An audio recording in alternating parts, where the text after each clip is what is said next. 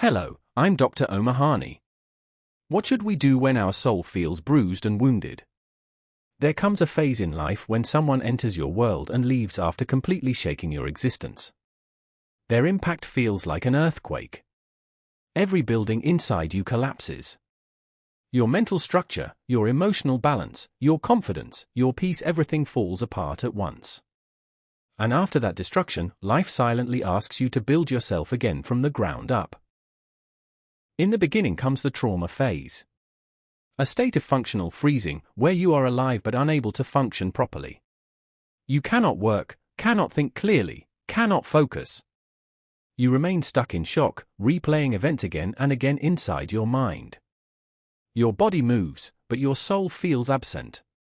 Then slowly, after days or sometimes months, the shock begins to fade.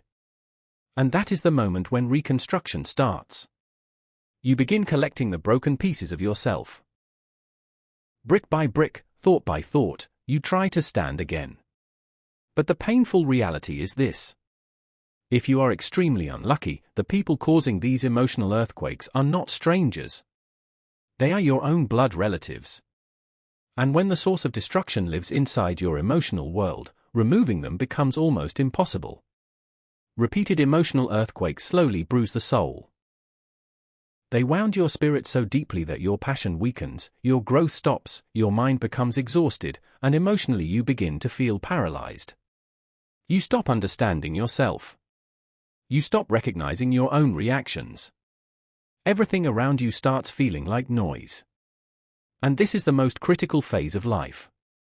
Because if at this moment you learn to hold yourself together, then life teaches you one of the greatest lessons. You can survive anything. You can face anything. You can rebuild even after complete emotional destruction. At this stage, you must repeatedly remind your mind. I love myself. I value myself. And I will never allow anyone to destroy my peace. Sometimes healing does not begin with medicines.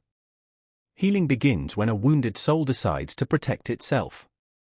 The real damage of repeated emotional earthquakes is not pain. It is the slow death of a person's inner safety. After a point, the mind stops reacting. The heart stops expecting. And the soul enters survival mode. But the dangerous part is this. A wounded person can either become deeply wise or emotionally dead while still breathing. That is why healing is not only about forgetting pain. It is about teaching the soul that it is safe to live again.